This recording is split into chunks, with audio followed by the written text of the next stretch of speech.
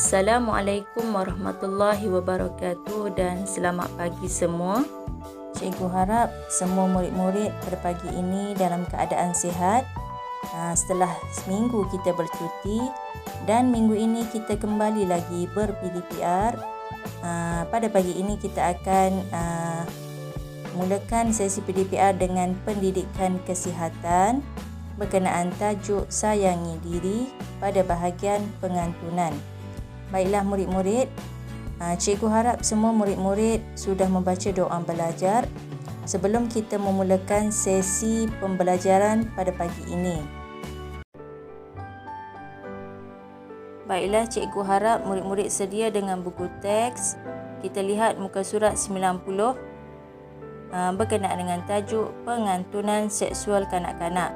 Seterusnya kita akan belajar muka surat 91 dan seterusnya muka surat 92.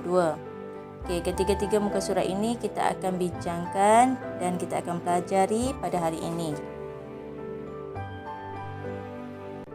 Baiklah, murid-murid boleh lihat muka surat 90.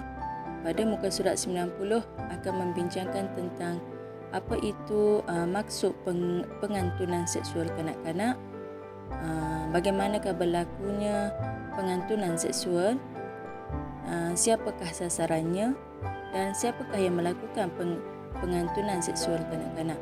Kita pergi kepada apakah yang dimaksudkan dengan pengantunan seksual kanak-kanak. Pengantunan seksual kanak-kanak ialah hubungan emosi yang terjalin antara orang dewasa dengan kanak-kanak. Tujuannya adalah untuk mendapatkan kepercayaan mereka bagi tujuan melakukan perbuatan berunsur seksual ke atas kanak-kanak tersebut. Terusnya kita pergi kepada sasaran. Siapakah sasarannya? Pengantunan seksual kanak-kanak kerap terjadi kepada kanak-kanak yang selalu bersendirian atau yang kurang mendapat perhatian dan kasih sayang keluarga. Seterusnya kita pergi kepada orang yang melakukan pengantunan. Siapakah yang melakukan pengantunan seksual kanak-kanak? Pengantunan seksual kanak-kanak mungkin boleh dilakukan oleh kenalan keluarga, ahli keluarga atau orang yang tidak dikenali. Baiklah murid-murid, kita lihat pula bagaimanakah pengantunan seksual kanak-kanak ini berlaku. Individu yang melakukan pengantunan seksual kanak-kanak biasanya akan pertama sekali mendapatkan maklumat tentang mangsa. Kedua, mereka memberikan pujian, hadiah dan layanan istimewa kepada mangsa. Seterusnya, mereka bersimpati dengan mangsa. Dan keempat, memujuk mangsa. Kelima, menjauhkan mangsa daripada keluarga dan rakan. Dan seterusnya, mencari peluang bersendirian dengan mangsa. Kemudian, melakukan sentuhan fizikal tanpa disedari mangsa. Baiklah murid-murid, lihat informasi di bawah. Pengantunan seksual kanak-kanak juga boleh berlaku melalui media sosial. Oleh sebab itu, murid hendaklah berhati-hati dan peka pada keadaan sekeliling. Baiklah murid-murid, lihat muka surat 91. Pada muka surat 91 menjelaskan beberapa contoh situasi pengantunan seksual kanak-kanak. Di sini ada 6 contoh keadaan ataupun situasi yang mana berlakunya pengantunan seksual kanak-kanak. Contoh yang pertama iaitu memujuk kamu berjumpa tanpa pengetahuan sesiapa. Contoh yang kedua, mereka mencari peluang bersendirian dengan kamu. Yang ketiga, mendapatkan maklumat peribadi kamu. Contoh yang keempat, memberikan pelbagai hadiah, layanan istimewa serta pujian kepada kamu. Contoh yang seterusnya, menyentuh bahagian tubuh kamu. Contoh yang keenam iaitu menghantar video atau pesanan ringkas yang menyebabkan kamu berasa tidak selesa. 6 contoh di sini menggambarkan situasi berlakunya pengantunan seksual kanak-kanak. Oleh itu, kita tidak seharusnya terpedaya ataupun terjebak dengan pengantunan seksual kanak-kanak. Seterusnya, mari kita lihat muka surat 92. Pada muka surat 92 menjelaskan cara-cara untuk mengelakkan pengantunan. Katakan tidak secara berhemah. bagaimanakah cara untuk mengelakkan pengantunan seksual kanak-kanak? Kamu boleh mengelakkan pengantunan seksual kanak-kanak dengan berkomunikasi secara berhemah tetapi tegas, seperti contoh di bawah. Di sini ada beberapa contoh berkenaan dengan komunikasi secara berhemah tetapi tegas. Contoh yang pertama, sekiranya berlaku mereka mengajak kamu makan atau minum secara bersendirian.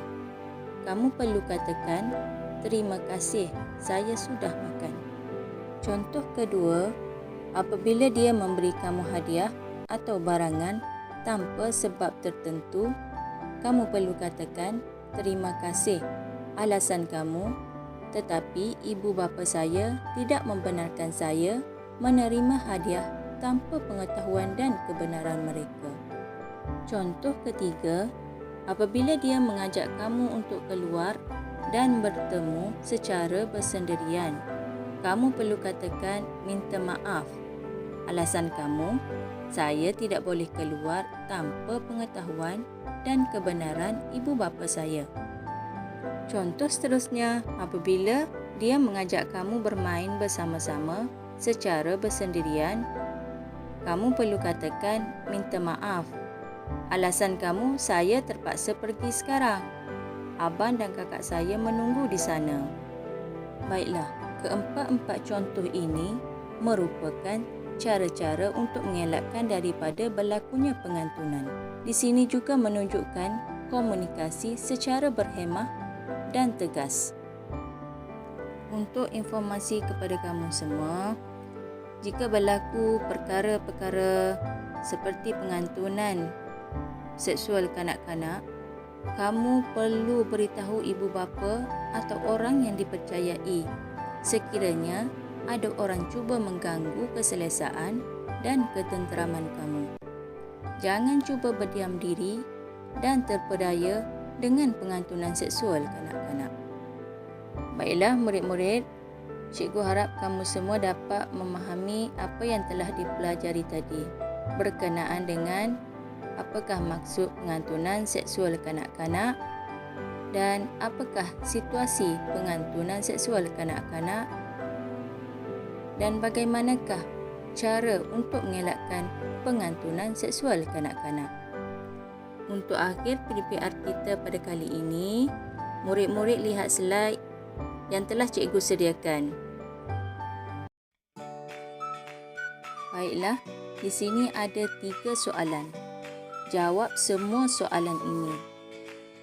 Soalan pertama, apakah maksud pengantunan seksual kanak-kanak? Soalan kedua, tuliskan 6 situasi pengantunan seksual kanak-kanak ini boleh berlaku. Soalan ketiga, berikan 4 contoh cara-cara untuk mengelakkan pengantunan seksual kanak-kanak. Murid-murid diminta menjawab dalam buku tulis pendidikan kesihatan. Untuk akhirnya, selamat belajar, jaga kesihatan. Sekian, terima kasih.